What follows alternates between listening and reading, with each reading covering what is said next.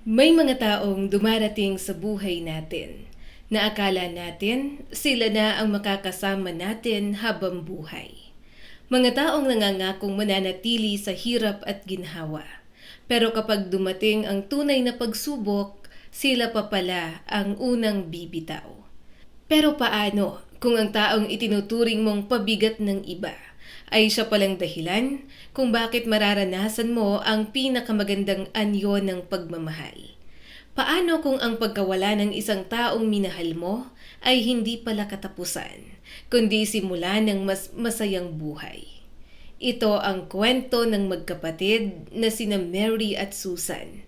Dalawang babaeng pinaghiwalay ng sakit, sinubok ng tadhana, pero muling binuo ng pagmamahal, sakripisyo at pag-asa. Pero bago natin simulan ang kwento nila, nais ko munang magpasalamat sa inyong patuloy na pagsubaybay sa ating channel. Siyempre, shout out muna tayo. Shout out kay Ayo Gamboa, listening from New York, Fe Manglalan, watching from Hong Kong, Marilyn 3729 from Sydney, Australia, Virginia Cartas from Porterville, California, Jemery Amero, Trinidad Castro, listening from France, Melanie Fuji, Attorney Liza Alvarado at kay Teacher Judith, MC Len TV 4985 listening from Busan, South Korea, Gandang Leia, Bebelita Mamales from Valenzuela City, Rafaela's Vlog, Cindy Milora from Olongapo City, Eliza Camilon listening from Spain, Maria Lomin Jamela listening from Portugal, Evangeline Terbella from Hong Kong, Merly Pareño na nakikinig mula sa Coronadal, South Cotabato, Fina Gonzalez na nasa Gentry, Cavite, Maria Emily Feniquito from Jeddah, Saudi Arabia, Babes Molina listening from Jaén, Nueva Ecija, Tita Caringal from Barcelona, Spain, Edita Miyamoto, Mary Joy Bendoy from San Mateo, Rizal, Napoleon Mamaril listening from Taguig, Marie Santiago from Antipolo, Flair Marinay from Laguna, Celito Bulawan from Lucena City, Lorna Padunan listening from Hong Kong, Lucena Reyes listening from Marikina City, Maria Azucena Alberto listening from Novaliches, Edinita Reyes 8985 at kay Eder Dayaon from Camarines Norte.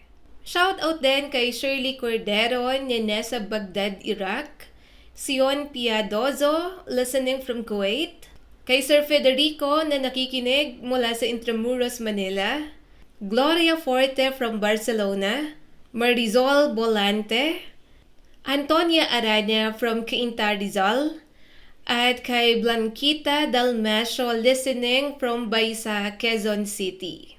Nakikinig din from Ayala Alabang, Riza Ando, at si Ma'am Emily Angeles from Quezon Province. Tahimik na magkatabing nakaupo ang isang batang magkasintahan sa isang lumang bangko sa gitna ng parke. Hapon pa lang pero unti-unti nang dumidilim ang paligid. Ganito talaga kapag papalapit ang tag-ulan at mga buwan ng malamig na simoy ng hangin sa Pilipinas. Mas maagang lumulubog ang araw at mas mabilis dumating ang gabi. Hindi pa umiilaw ang mga poste ng ilaw sa parke. Ang langit ay kulay abo, mababa ang ulap na para bang kaya mo itong abutin kung iuunat mo lang ang mga kamay mo. Sa mga maliliit na naipong tubig sa semento, dahil sa katatapos lang na ulan, sumasalamin ang mga puno. Parang pinagmamasdan nila ang sarili nilang anyo. At may dahilan naman talaga para ipagmalaki nila yon. Ang mga dahon, kulay dilaw, kahel, at matingkad na berde, ay kumakapit pa rin sa mga sanga. Sumasayaw kapag hinihipa ng hangin. Humahalo sa hangin ang amoy ng basang lupa, damong bagong nadiligan ng ulan, at mga tuyong dahong nalaglag sa daan. Minsan, nabasa ni Mary sa isang lumang libro na ang ganitong panahon raw ay may amoy ng unti-unting pagkabulok. Nakakatawa, Dahil para kay Mary, ito ang isa sa pinakamagandang amoy sa mundo. Huminga siya ng malalim. Pinuno ang kanyang baga ng sariwang hangin. Matagal na niyang mahal ang ganitong klase ng panahon. May kakaibang romansa rito. May tunog ng mga tuyong dahon kapag natatapakan.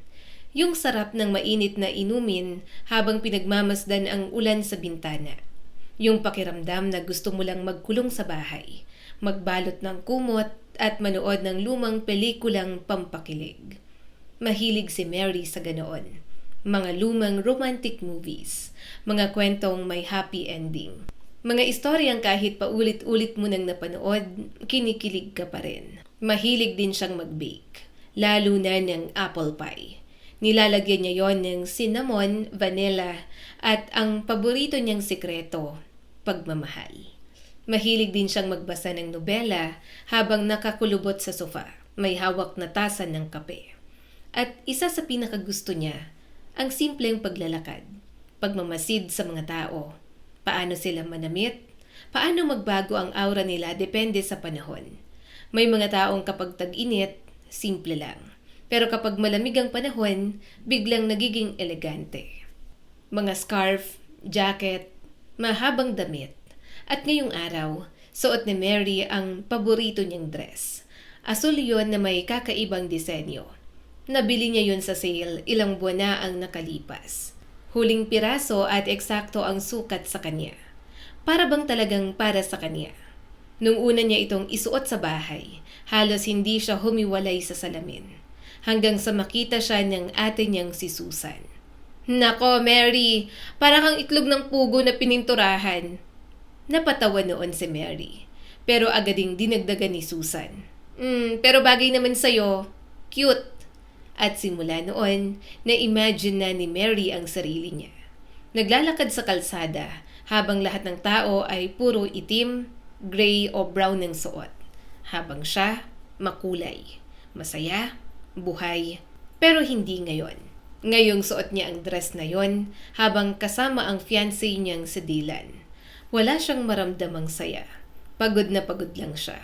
Parang wala nang natitirang emosyon. Katatapos lang nilang maglakad sa parke ng halos 30 minuto. Ngayon ay tahimik silang nakaupo. May hawak na tig-isang paper cup ng kape. Walang nagsasalita. Kanina pa nasabi ni Dylan ang gusto niyang sabihin. At si Mary, wala siyang maikwento. Paulit-ulit na lang ang kanyang buhay. Parehong routine, parehong sakit, parehong pagod. Akala niya, iiwasan na naman ni Dylan ang usapan tungkol sa ate niya. Pero biglang nagsalita ang lalaki. Alam mo, Mary, hindi na fair to. Napakunot noo si Mary. Anong ibig mong sabihin? Tumango si Dylan habang nakatingin sa paligid. Sa mga dahong hinihipa ng hangin. Nananahimik ako habang dumadaan kayo sa trahedya. Sinamahan kita, inintindi kita. Pero 6 na buwan na, Mary. Walang nagbabago. Parang may matalim na bagay na tumusok sa dibdib ni Mary. Mahinahon siyang nagsalita. At ano bang ina-expect mong magbago? Na biglang makatayo ang ate ko? Na himalang makalakad siya? Na parang walang nangyari? May halong pait ang boses niya. Sinabi ko na sa'yo mula sa umpisa, disabled ang ate ko. Wala nang lunas. Walang magic. Tahimik na yumuko si Dylan at tinitigan ang malamig na niyang kape. Pagkatapos ay bumuntong hininga siya. Akala ko temporary lang. Akala ko babalik tayo sa normal. Dapat ngayon nagpaplano na tayo ng kasal. Pinag-uusapan na natin ang future. Mga anak, bahay, buhay natin. Tapos ngayon, 1 beses na nga lang kitang makita sa 1 linggo kung saswertehin pa. Pagod ka palagi, worried. Wala ka ng oras para sa akin. Tumigil siya, tumingin kay Mary. Paano kung magkaanak tayo? Ganito ka rin ba? Babagsak ka na lang. Napangiwi siya matapos humigop ng malamig na kape. Tumayo, tinapon ang laman ng cup sa damuhan at ang baso sa basurahan. Hindi na siya bumalik sa upuan. Pabalik-balik siyang naglalakad, halatang iritado. Isipin mo rin ang sarili mo, Mary. 25 ka pa lang, pinapatay mo ang sarili mo. Sa umaga nasa school ka, pagkatapos nagtuturo ka pa ng private lessons. Para saan? Para pambayad sa caregiver ng ate mo. Gamot niya. Pag uwi mo, ikaw pa magluluto, ikaw pa mag-aalaga. Hanggang kailan?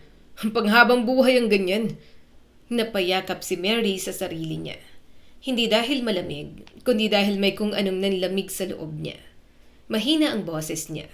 Pagod, puyat, parang hirap mag-isip. Hindi ko maintindihan. Ano bang gusto mong sabihin? Pero sa totoo lang, alam na niya. Matagal na. Mula nang tumigil si Dylan sa pagbisita sa bahay nila. Mula nang magsimula nitong tingnan ang ate niya na parang pabigat. Parang may disgusto kahit pilit nitong tinatago. Hindi naman ito magaling magsinungaling. Huminga ng malalim si Dylan. Iniwas ang tingin at pagkatapos ay sinabi ang pinakamasakit. Pasensya na, Mary. Hindi ako pumirma para sa ganitong buhay. Ipasok mo ang ate mo sa nursing home o sa ospital. Kundi maghiwalay na tayo. Tahimik, walang emosyon, walang luha. Hindi dahil hindi nasaktan si Mary, kundi dahil sobrang pagod na siya para umiyak pa. Alam na niyang darating ang pagkakataon na yon. Matagal na. Tumango siya ng marahan. Tama ka. Maghiwalay na tayo. Napadiin ang labi ni Dylan. Ang mga labing minsan niyang minahal. Ang mga labing minsang humalik sa kanyang pisngi. Pero ngayong gabi, ibang tao na ang kaharap niya. Kinabukasan, parang ibang tao na si Dylan. Yung dating lalaking confident, maayos manamit, palaging sweet at parang laging may kontrol sa sitwasyon, biglang nawala. Ang nasa harap ni Mary ngayon ay parang batang nagtatampo. Nasasaktan, mayabang, at hindi matanggap na hindi siya ang pinili. Sigurado ka talaga? Siya ang pipiliin mo, hindi ako. Napabuntong hininga si Mary. Humigop siya ng kape. Dumaan sila sa maliit na coffee shop malapit sa parke. Isang cozy na cafe na madalas niyang puntahan. Umorder siya ng seasonal cappuccino na may arnibal at cinnamon. Matamis, sobrang tamis. Halos nakakaumay. Dahan-dahan niyang dinilaan ang labi niya bago tumingin kay Dylan. Mahina siyang nagsalita. Mahina ang boses niya pero buo ang loob. Alam mo, wala naman talaga akong choice. Siyang ate ko, siyang taong nagpalaki sa akin. Siyang kumarga sa akin nung bata ako. Siyang tumayong pamilya ko. Kasama ko siya buong buhay ko. Napabuntong hininga si Mary. Unti-unting bumigat ang boses. Dugo ko siya, laman ko. Pinakamalapit na tao sa buhay ko. Lahat ng meron ako ngayon dahil sa kanya. Tumitig siya ng diretso kay Dylan. At saka sinabi ang pinakamasakit. Sa totoo lang, halos wala kang halaga kumpara sa kanya. Parang sinampal si Dylan. Napaatras ito ng bahagya. Namumula ang mukha nito. Mary, nagpropose ako sa'yo. Dapat ako ang magiging asawa mo. Ako ang ama ng magiging mga anak mo. Dapat tayo ang pamilya mo. Minahal naman talaga kita. Biglang nangilid ang luha sa mga mata nito. Napansin agad ni Mary ang sinabi nito. Minahal. Hindi mahal kita, kundi minahal. Past tense, parang kahit si Dylan mismo, hindi niya namalayang tapos na talaga. Tahimik na humigop muli si Mary ng kape. Ginamit niya ang ilang segundo para mag-isip. Ayaw niyang saktan ang dati niyang fiancé. Pero siya rin naman ay nasasaktan. At higit sa lahat, naiinsulto. Dahan-dahan niyang kinutkot ang sticker sa paper cup gamit ang maikli niyang kuko. Pagkatapos ay nagsalita. Hindi mo kayang maging asawa ko. Napakunot noo si Dylan.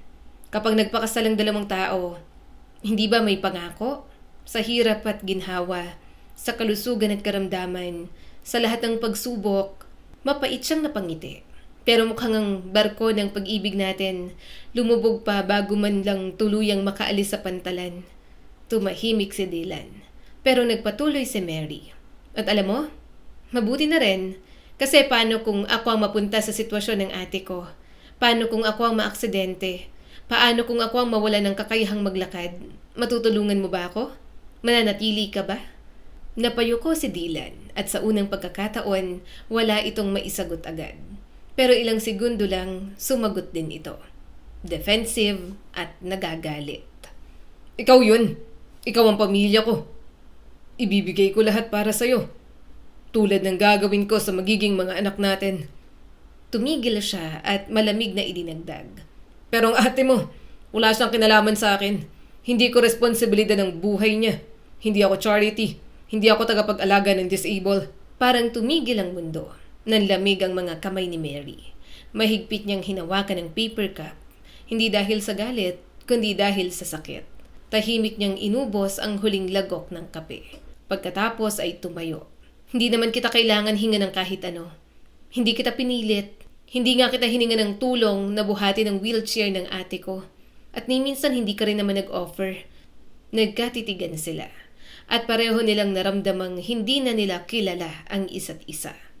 Hindi na makita ni Dylan ang masayahin, mapagmahal, romantic na babaeng pinakasalan niya sana.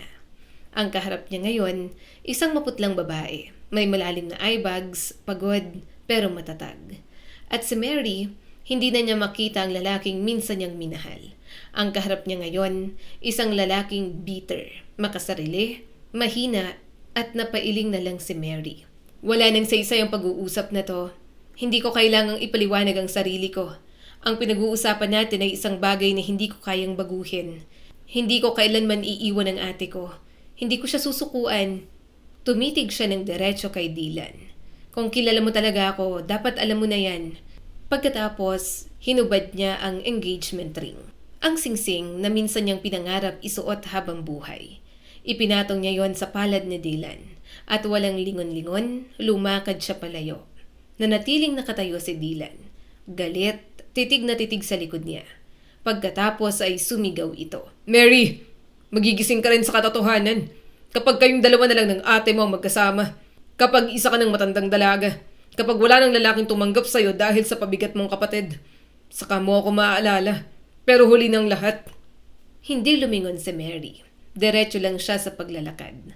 Nakapasok ang mga kamay sa malalaking bulsa ng paborito niyang dress. Habang naglalakad sa madilim na kalsada, isa-isang umilaw ang mga poste. May kakaibang tunog pa yon. Parang mga kuliglig na sabay-sabay umaawit bago tuluyang lumiwanag. Hindi niya alam kung bakit, pero tinuring niya yon bilang magandang senyales. May mga magsasabing nagsimula ang lahat noong araw ng aksidente, noong isang maulang umaga. Noong hatiin ng isang banggaan ng buhay nilang magkapatid sa dalawang bahagi, bago at pagkatapos. Noong makonfine sa wheelchair si Susan, at si Mary ay naging tagapag-alaga niya. Pero ang totoo, mas maaga pa nagsimula ang kwentong ito. Noong araw na isinilang si Mary, dahil ipinanganak siya sa isang pamilyang wasak na noon pa man. Hindi niya kailanman nakilala ang kanyang ama. Hindi niya alam kung sino yon. Marahil isa lang sa mga lalaking nakainuman ng kanyang ina. Ang kanyang nanay, unti-unting winasak ng alak ang sarili hanggang tuluyang mawala. Pero si Susan, mas maswerte siya kahit paano. Dahil naabutan pa niya ang masayang pamilya. Naalala pa niya ang mga umagang may mainit na lugaw o tsamporado. Ang pagsakay sa balikat ng ama. Ang mga kwentong pampatulog bago matulog. Ang simpleng tahanang puno ng pagmamahal. Pero si Susan din, alam ang pakiramdam na mawala ng lahat. Nang magkasakit ang ama ni na Susan, unti-unting nagbago ang lahat. Nung una ay simpleng pagkakasakit lang ang akala nila. Mga check-up, gamot, babalik-balik sa ospital. Hanggang sa dumating ang araw na hindi na ito nakauwi. At tuluyan na siyang namaalam. Para kay Susan, yun ang unang pagkakataong naranasan niyang mawala ang mundo sa kanya. Pero mas malala ang nangyari sa kanilang ina. Hindi nito kinaya ang sakit. Hindi kinaya ang pangungulila. Hindi kinaya ang pagkawala. At sa halip na harapin ang realidad, naghanap ito ng takas. Sa alak. Nung una ay tuwing weekend lang. Nagtatrabaho noon ang kanilang ina sa isang grocery. 2 araw ang pasok, ilang araw ang pahinga. Sa simula, pag day off lang ito umiinom. Hanggang sa naging gabi-gabi na. Pagkatapos ng trabaho, pagkatapos kahit bago pumasok. Hanggang sa amoy alak na ito habang nasa trabaho. Sa una, inunawa pa siya ng kanyang manager. Alam kasi ng lahat ang nangyari sa asawa niya. Pero hindi habang buhay may pasensya ang mundo. Kalaunan, natanggal siya sa trabaho. Mula noon, namuhay sila sa kaunting ayuda at benepisyo. Pero hindi sapat yun. At habang lumiliit ang pera, lalo namang lumalaki ang bisyo. Unti-unting nilamon ng alak ang nanay nila. Nakikita yon ng mga kapitbahay. Napapansin din ng mga guro si Susan. Pero walang nakialam. Bakit? Dahil sa paningin ng iba, may nanay pa rin naman siya. May bahay, may pagkain kahit papaano. At mas mabuti raw yon kaysa mapunta sa ampunan. Ang totoo, minahal naman sila ng nanay nila sa sarili nitong paraan. Kapag matino ito, inaayusan niya ang buhok ni Susan. Tinatali ng maayos. Tinatanong kung kumusta ang school. Minsan, nagbibake pa sila ng simpleng banana cake o tinapay. At sa mga sandaling yon, umaasa si Susan. Iniisip niya kung baka okay na ulit ang lahat, na baka bumabalik na ang dati nilang nanay. Pero palaging may katapusan ang pag-asang yon. Dahil uuwi siya isang araw mula sa school at may makikitang sapatos ng hindi niya kilala sa may pinto. May amoy sigarilyo sa buong bahay. May halakhakan mula sa kusina. At alam niya na agad, hindi na naman matino ang kanyang ina. Pagpasok niya, makikita niya itong pulang-pula ang pisngi. Malabo ang mata, nakangiti ng kakaiba, at pasuray-suray magsalita. Parang ibang tao, parang halimaw, at sa gitna ng magulong buhay na yon, dumating si Mary. Maliit, cute, parang manikang bagong bili. At agad siyang minahal ni Susan. Buong buo, walang pag-aalinlangan. 10 taong gulang pa lamang si Susan noon. Pero mula nang makita niya ang maliit niyang kapatid, parang may nagising sa loob niya. Isang instinct, isang pangakong hindi niya sinasadya. Napoprotektahan niya ito. Sa totoo lang, simula noon, si Susan na ang naging tunay na nanay ni Mary. Habang lumalaki si Susan, lumalaki rin ang takot niya. Takot na baka may makaalam kung gaano kagulo ang buhay nila. Takot na baka may social worker na dumating. Takot na baka paghiwalayin sila. Dahil alam niyang kung mangyari yon, tiyak may mag-aampon kay Mary. Napakaganda, napakaliit, napakaamo. Pero siya, sino ang gusto sa mas matandang batang may trauma? Kaya tuwing may balita na may inspeksyon, si Susan mismo ang kumikilos. Nililinis ang bahay, tinatapon ng bote ng alak, pinupulot ang upos ng sigarilyo, binubuksan ang bintana para mawala ang amoy. Pinagtatakpan ng nanay nila ng paulit-ulit. Minsan, sinusubukan ng nanay nilang magbago, maghahanap ng trabaho, mangangako na titigil na. Pero hindi yun tumatagal. At kapag sobrang hirap na ng buhay, magkatabilang matutulog ang magkapatid, yayakapin ni Susan si Mary. At doon magsisimula ang kanilang mga pangarap. Mahina ang boses na nagsalita si Mary. Ate, paglaki ko gusto kong kumanta o kaya tumugtog ng piano o kaya ng violin. Mahal ko ang music. Huminto siya sandali. Pero gusto ko rin maging teacher. Ang bait kasi ng teacher namin. Ano kayang pipiliin ko? Ngumiti si Susan. Hinaplos ang buhok ng kapatid. Bakit kailangan pumili? Pwede ka namang music teacher. Kumikinang ang mata ni Mary. At si Susan tahimik na ngumiti. Pagkatapos ay sinabi niya rin kung ano ang pangarap niya. Ako? Gusto ko ng bahay. Yung bahay na puno ng tao. Pero hindi tulad ng mga taong pumupunta rito sa mama natin. Gusto ko yung totoong pamilya, yung asawa ko, yung mga anak ko. Tapos pag matanda na ako, mga apo ko naman, at laging may tawanan, laging may boses ng mga bata. Napakunot noo ang maliit na si Mary. Kasama ba ako? Napangiti si Susan at kinaliti ang kapatid.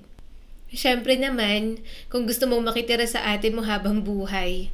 Natawa si Mary.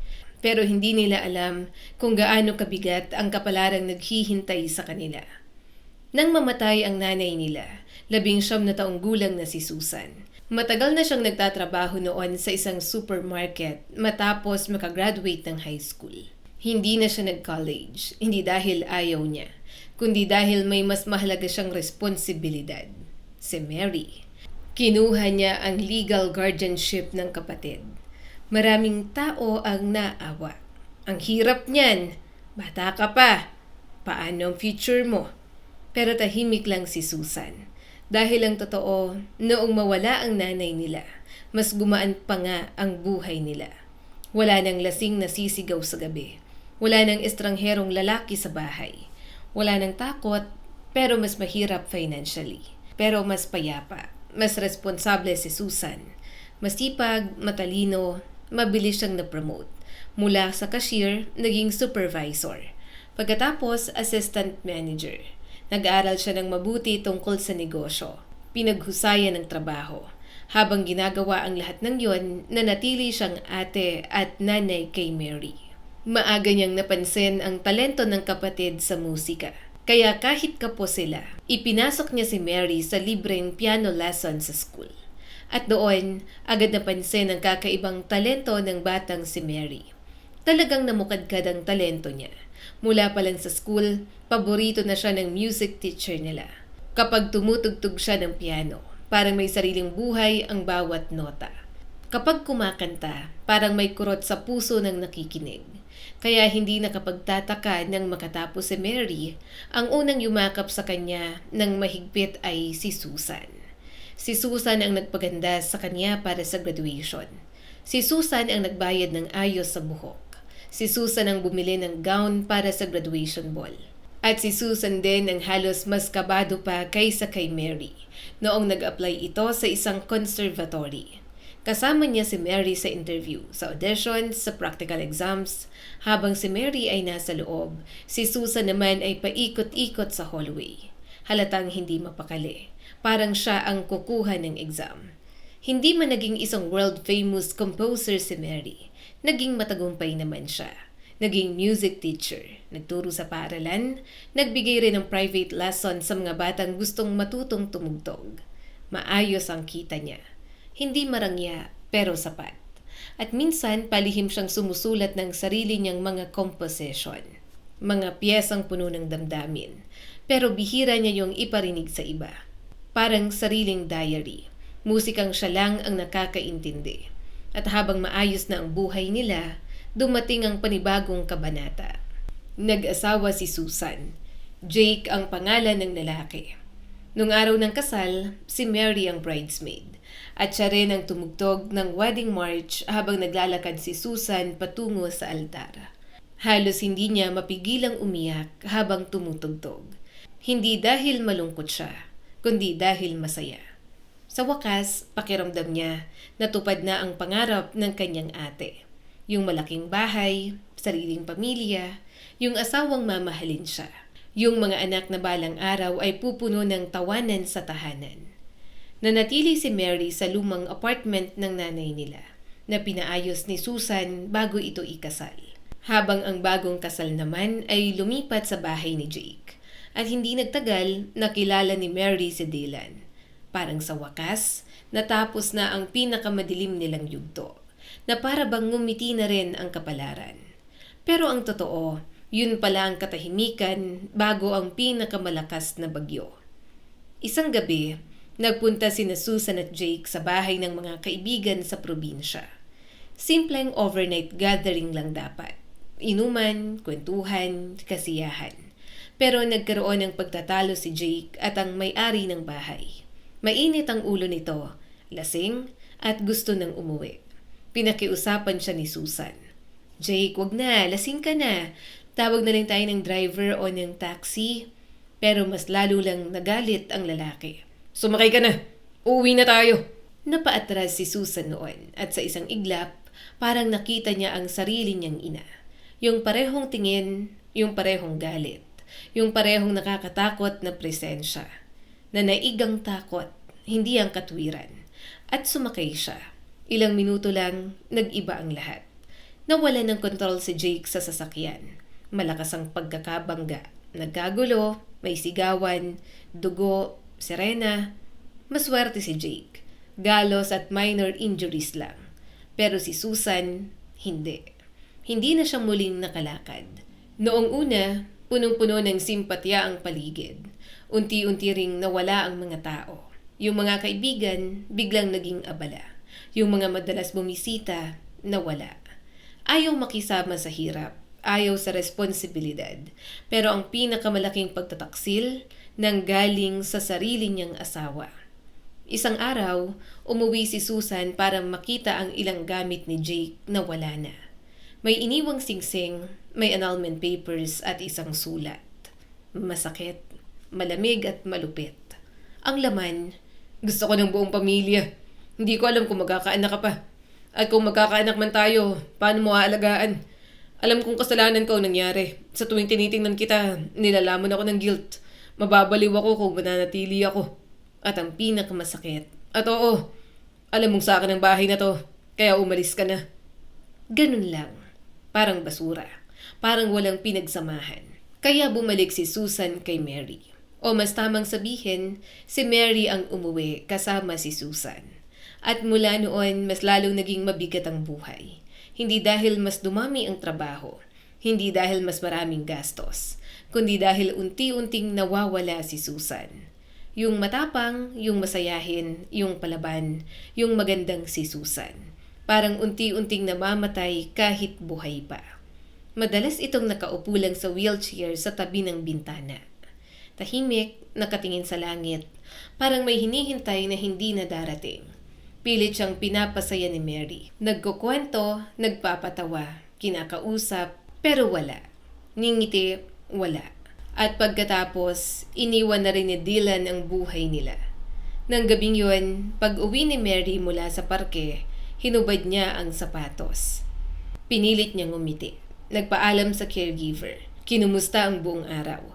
Pagkatapos ay lumapit sa ate niya. Hinalikan ito sa pisngi. Ang aga mo, sabi ni Susan. Ngumiti naman si Mary. Malamig kasi sa labas. Sinadya niyang magpaka-cheerful. Pero sino bang niloloko niya? Si Susan ang taong nakakakilala sa kanya ng husto. Napansin ito na may kakaiba. Tinitigan siya at pagkatapos, bumaba ang tingin sa kamay ni Mary. Sa daliring dati may kinang ng engagement ring. Ngayon, wala na. Huminga ng malalim si Susan. Ano ang nangyari? Pagkatapos ay mahina niyang sinabi. Dahil sa akin huwag ka nang magsinungaling. Huwag mong pagaanin ang loob ko. Alam kong dahil sa akin. Nangilid ang luha sa mata ni Mary. Lumapit siya. Umupo sa harap ng ate niya. Hinawakan ang mga tuhod nito. Hoy, hindi ako nagsisinungaling. Hindi dahil sa'yo, dahil sa kanya. Siyang bumigo sa akin. Siyang duwag. Tsaka wala naman akong pakialam. Hindi lang talaga kami ang para sa isa't isa. Umiling si Susan. Tama na. Huwag mong sirain ang buhay mo dahil sa akin. Balikan mo na siya. Kaya ko ang sarili ko. Ang daming taong ganito ang sitwasyon. Hindi man ako makalakad buhay pa rin ako. Sa umpisa lang mahirap, nasasanay na rin naman ako. Tahimik na hinawakan ni Mary ang kamay ng ate niya. Ramdam niya kung gaano na ito kapayat. Kung gaano na ito nanghihina. Masaya akong naririnig yan na medyo okay ka na. Pero hindi ko sinisira ang buhay ko. Oo, nag-aalala ako sa'yo, sobra. Pero hindi kita iiwan ate, kahit kailan. At hindi dahil pinalaki mo ko. Mahigpit na hinawakan ni Mary ang kamay ng ate niya. Tumingin siya diretso sa mga mata nito. Punong-puno ng katapatan ng boses. Hindi dahil naawa ako sa'yo ate. Hindi dahil obligasyon kita. Hindi dahil may utang na loob ako. Huminga siya ng malalim at mas lumambot ang boses. Kundi dahil mahal kita bilang ate, bilang matalik kong kaibigan, at saglit siyang natigilan, napangiti ng mapait. Bilang nanay na rin, parang yun lang ang mga salitang kailangang marinig ni Susan. Bigla itong napahagulgol, yung iyak na matagal nang kinikimkim. Yung iyak ng isang taong pakiramdam niya'y wala nang may kailangan sa kanya. Yung iyak ng isang taong pakiramdam niya'y pabigat na lang siya sa mundo. Dahil sa unang pagkakataon, matapos ang lahat, may nagsabing kailangan pa rin siya. May nagmamahal pa rin sa kanya. Hindi bilang pasanin, hindi bilang obligasyon, kundi bilang pamilya. Mahigpit siyang niyakap ni Mary. Matagal, walang salita sa umpisa. Hinaplos lang niya ang nanginginig na tuhod ng kanyang ate. Paulit-ulit. Parang inaalo ang isang batang takot na takot. Mahina siyang bumulong. Andito lang ako.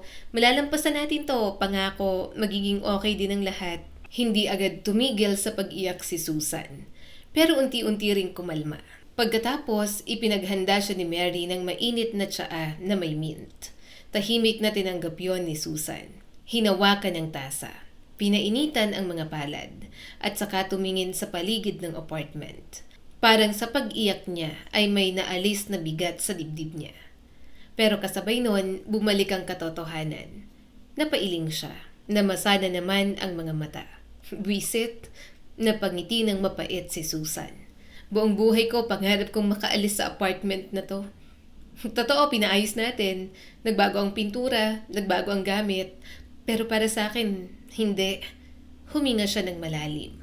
Naalala ko pa rin lahat, mas malinaw kaysa sayo. Yung sigawan, yung amoy ng alak, yung mga lalaking pumapasok dito. Hindi ako makahinga rito. Napapikit si Susan. Tapos sa huli, bumalik din ako rito. Parang nabura lahat ng pinaghirapan ko. Parang pinaglalaroan ako ng tadhana.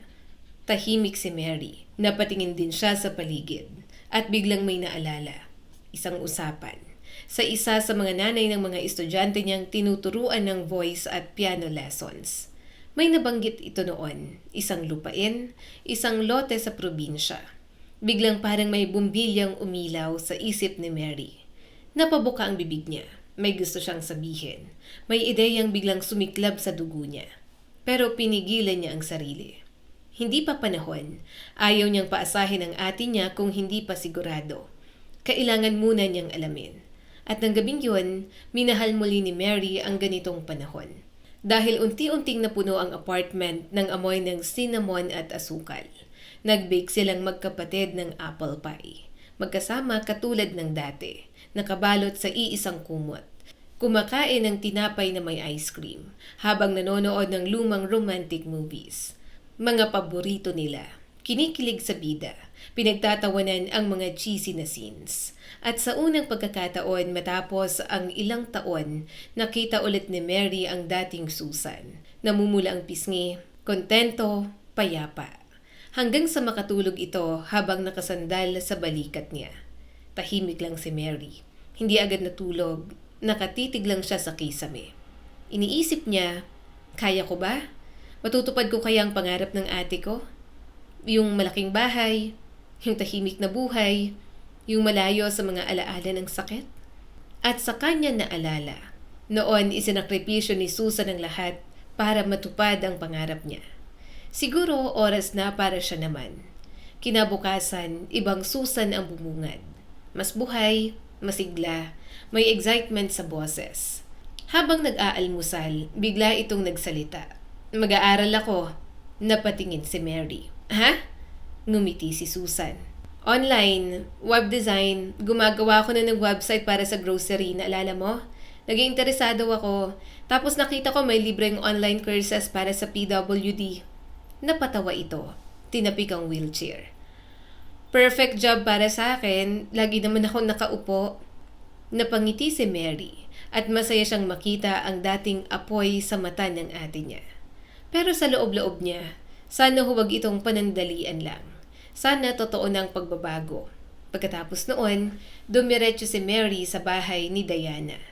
Isa si Diana sa mayamang nanay ng estudyante niyang si Angela. Nagulat ang babae nang makita siya sa pintuan. Nakasuot pa ng mamahaling silk robe. Fresh na fresh kahit umaga. Mary, may class ba kayo ni Angela ngayon? May mga chismis tungkol kay Diana na may ibang babae raw ang asawa niya. Pero parang pinipili nitong huwag pansinin. Siguro kapag natatabunan ka ng designer bags at mamahaling alahas, mas madaling magbulag-bulagan. Mahinang ngumiti si Mary. Pasensya na po, hindi pa ako nandito para kay Angela. Napakunot na o si Diana at saka biglang naalala ni Mary ang dati nilang usapan. Naalala niyo po yung nabanggit niyong lupa sa probinsya? Yung ayaw niyo raw? Tumango si Diana. Halatang nandidiri. Yung minana ko sa lola ko? Oo, Diyos ko, ayoko doon. Nung bata ako, pinapadala ako ron. Pinagtatrabaho ako mula umaga hanggang gabi. Hanggang ngayon may trauma pa rin ako. Kahit halaman ayoko sa bahay, maliban kung artificial. At may malapit pang latian. Ang daming lamok. Huminga ng malalim si Mary. Kinapala ng mukha. Pwede niyo po bang ibenta na lang sa akin? Natigilan si Diana. Ano? Kung pwede po sana installment, hulugan po. Magtuturo ako kay Angela ng libre. Sasanayin ko siya para sa competitions. Please po, kailangan ko po talaga. Nagulat si Diana. Kilala niya si Mary. Mabait, masipag, at sa totoo lang, gusto niya ang music teacher. Madalas pa nga niya itong yayain sa kusina pagkatapos ng lessons para makichika habang siya'y nagkakape o umiinom ng mas matapang. Pero hindi niya planong ipamigay ang lupa. Kaya nagtanong siya, Bakit? Bakit mo kailangan? Tahimik si Mary. Pagkatapos ay nagpa siya siyang sabihin ang totoo. Sa pagtatapos ng kwento ni Mary, halos hindi na mapigilan ni Diana ang pagluha. Tahimik itong napatingin sa kanya. At maya-maya, matigas pero mabait ang tinig nito. Alam mo, may deal tayo. Napakurap si Mary. Ako na ang magbibigay sa'yo ng lupang yon. Kasama ang lumang kubo, gawin mo kung ano ang gusto mo. Magpapaayos ako ng deed of donation. Natigilan si Mary. Po? At ikaw, turuan mo si Angela ng music ng libre hanggang sa magsawa siya. Napailing agad si Mary. Hindi ko pwedeng tanggapin yan. Ngumiti si Diana. Mapait pero may lambing. Alam mo ba, ang asawa ko bumibili ng napakapangit na painting sa charity auctions. Sabi niya helping people daw yon, improving the world. Bahagya siyang tumawa. Bakit ako? Hindi ba pwedeng gumawa rin ako ng mabuti? Wala naman akong pakialam sa lupang yon. Ayoko nga ron. Ikaw ang nangangailangan kaya tapos ng usapan. Sa'yo na yon. Tumulo ang luha ni Mary. Hindi siya makapaniwala. Halika. May itinatago akong sparkling wine. Perfecto. Napangiti siya. Alam mo, ang tagal ko nang hindi nakakaramdam ng ganitong saya. Sinubukan pa ni Mary na tumanggi. Sinabing uutang na lang siya sa bangko. Mortgage, installment, anuman. Pero matigas si Diana. At kitang-kita, masaya ito sa desisyon niya. Matapos ang legal na papeles, opisyal nang napunta kay Mary ang maliit na lupain. At mula noon, mas lalo siyang nagsumikap. Mas maraming trabaho, mas maraming private students, mas kaunting tulog, mas pagod. Pero ngayon, may pangarap na siyang hinahabol. At nang dumating ang araw, isinama niya si Susan. Ate, pumikit ka. Bakit? Basta. Pinikit ni Susan ang mata. Dahan-dahang itinulak ni Mary ang wheelchair hanggang sa makarating sila sa harap ng lote. Huminto siya, huminga ng malalim, at mahina niyang sinabi, Dilat na. Unti-unting iminulat ni Susan ang mata. Sa harap niya, isang bakuran. May ilang punong matagal nang walang ayos. May lumang bahay, simple, tahimik, probinsya. Napakurap siya. Ano to? Bakit tayo nandito? Ngumiti si Mary at halos maiyak sa sobrang saya. Bahay natin. Natigilan si Susan. Ate, dito natin itatayo ang pangarap mo. Yung malaking bahay, yung tahanang puno ng pamilya, yung may hardin, yung may tawanan ng mga bata. Yung pangarap mo nun? Hindi agad nakasagot si Susan. Bigla na lang siyang nahirapang huminga. Lumabo ang paningin at sa kanya na pagtanto, umiiyak na pala siya. Pero hindi yun iyak ng sakit. Iyak yun ng tuwa, iyak ng pag-asa. Iyak ng isang taong muling nabuhay. Madali ba ang lahat? Hindi. Sobrang hirap. Pero pareho silang nagtrabaho. Walang pahinga. Bawat sentimo mahalaga. Bawat hollow block may katumbas na sakripisyo. Bawat pako, pinag-ipunan. Bawat pader, may kasamang luha. Pero pa isa-isa, nabuo ang pangarap. At isang weekend, habang nag-aayos sila sa lote, nakilala nila ang kapitbahay. Si Nelson, isang seaman, may nabili ring lote sa katabi. Plano niyang magpatayo ng rest house habang bakasyon mula sa barko. Kasama niya ang aso niya. At dahil makulit ang aso, bigla itong tumakbo papunta kay Susan. Dinilaan ang mukha nito ng paulit-ulit. Napatawa si Susan, yung totoong tawa. Malinis, masaya, at sa mismong sandaling yon, nahulog ang puso ni Nelson. Hindi dahil naawa siya. Hindi dahil gusto niyang maging bayani, kundi dahil nakita niya si Susan. Ang totoong Susan. Yung parang umingiti rin ang mga mata kapag masaya. Yung lakas ng loob. Hindi man lang pumasok sa isip niya ang wheelchair. At nang maging malapit sila, ni minsan, hindi naging problema kay Nelson ang buhatin ang babaeng mahal niya. Pero hindi pa doon natapos ang sorpresa ng tadhana. May nakababatang kapatid sa Nelson, si Vince. Isang araw, nag-barbecue silang magkakasama. At nakita ni Vince si Mary, bit-bit ang homemade na apple pie.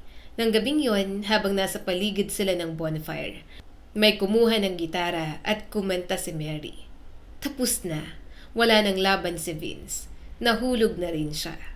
At mula noon, magkasama ng magkapatid sa pagtulong sa dalawang babae. Sa pagtayo ng bahay, sa pagbuo ng pangarap, maging ang bakod sa pagitan ng mga lote ay tinanggal. Parang simbolo ng wala ng harang, wala ng hadlang sa kaligayahan. Lumipas ang maraming taon at natupad ang pangarap ni Susan. Sa gitna ng hardin, napapalibutan ng puno ng mangga at bayabas. Nakatayo ang malaking bahay. Maganda, mainit, buhay, at higit sa lahat, puno ng pamilya. Ang mga anak, mga pamangkin, mga apo, balang araw. Tawanan ng mga bata, mga kwento sa hapag, reunion, yakap, at doon sa bahay na yon, natagpuan nila ang tunay na tahanan. Hindi ang bahay na gawa sa semento, kundi ang tahanang binuo ng pagmamahal.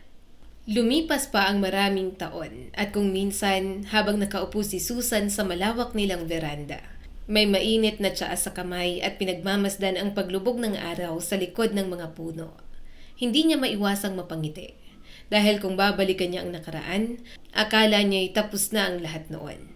Akala niya hanggang wheelchair na lang ang buhay niya. Akala niya'y habang buhay na siyang magiging pabigat, na wala ng lalaking tatanggap sa kanya. Pero mali siya, dahil dumating ang lalaking hindi niya inaasahan. Si Nelson ay naging mabuting asawa. Hindi perpekto. May mga tampuhan, may mga pagod, may mga araw na tahimik lang ang bawat isa. Pero totoo, matatag, mapagmahal. At higit sa lahat, hindi ipinaramdam na kulang siya. Samantalang si Mary, natagpuan din ang sariling kaligayahan kay Vince. Hindi tulad ni Dylan na madaling sumuko. Si Vince ay ibang klase. Kapag napapagod si Mary, siya ang tahimik na naghahanda ng pagkain. Kapag may problema, hindi siya tumatakbo. Kapag may bagyo sa buhay, siya ang unang humahawak sa kamay ni Mary. At ang bahay na minsang pangarap lang, ngayon ay buhay na buhay.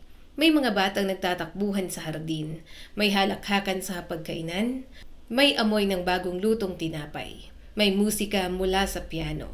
At kung minsan kapag reunion, pinagmamasdan ni Susan ang lahat.